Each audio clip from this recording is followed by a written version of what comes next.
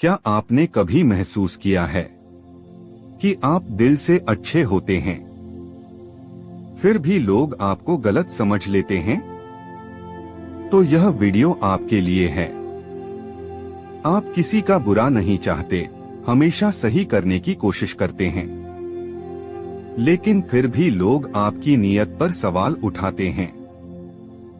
आज हम जानेंगे ऐसी ही एक गहरी सच्चाई जो हमें सिखाते हैं भगवान श्री कृष्ण, कैसे दूसरों की गलतफहमियों के बीच भी हम अपनी शांति बनाए रख सकते हैं। आप दिल से अच्छे होते हैं, लेकिन लोग आपको गलत समझ लेते हैं। कई बार ऐसा होता है कि आपका इरादा बिल्कुल साफ होता है, आप किसी का बुरा नहीं चाहते, हमेशा दूसरों के लिए अच्छा सोचते हैं, उनकी मदद करते हैं, उनके साथ ईमानदारी से पेश आते हैं, फिर भी लोग आपको समझ नहीं पाते।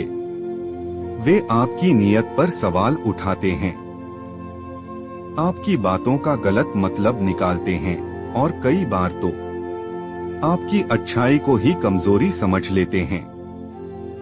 इससे मन में दुख होता है, निराशा आती है और एक सवाल बार बार उठता है, मैं तो सही हूँ, फिर लोग मुझे गलत क्यों समझते हैं? यही दर्द अंदर ही अंदर इंसान को तोड़ने लगता है। आप चाहकर भी खुद को साबित नहीं कर पाते और दूसरों की सोच बदलना आपके बस में नहीं होता। दो श्री कृष्ण का ज्ञान। भगवान श्री कृष्ण कहते हैं, अपेक्षा ही दुख का कारण है। जब आप यह उम्मीद रखते हैं कि लोग आपको समझेंगे, आपकी अच्छाई को पहचानेंगे, आपके साथ वैसा ही व्यवहार करेंगे जैसा आप उनके साथ करते हैं, तभी दुख शुरू होता है। हर व्यक्ति अपनी सोच, अपने अनुभव और अपनी मानसिकता के अनुसार दुनिया को देखता है। जिस नजर से आप खुद को देखते हैं, जरूरी नहीं कि सामने वाला भी उसी नजर से देखे। श्री कृष्ण हमें यह सिखाते हैं कि हर व्यक्ति का दृष्टिकोण अलग होता है। लोग आपकी सच्चाई नहीं, अपनी समझ के अनुसार आपको जज करते हैं।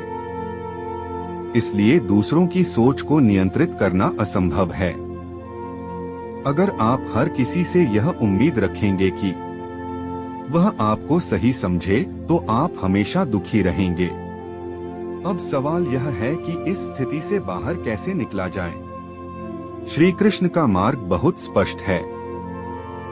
एक, खुद को बदलो, दूसरों को नहीं। दूसरों की सोच बदलने की कोशिश में अपनी ऊर्जा बर्बाद मत करो।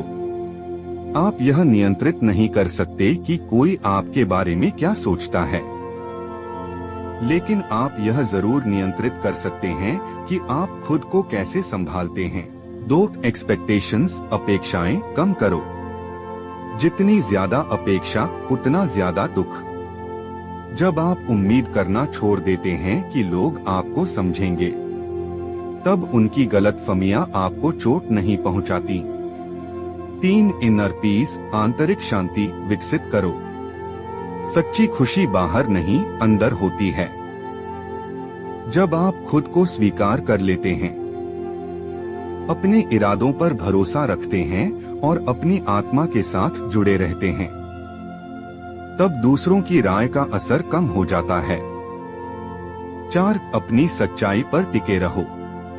अगर आप जानते हैं कि आप दिल से अच्छे हैं, तो किसी के गलत समझने से आपकी सच्चाई बदल नहीं जाती।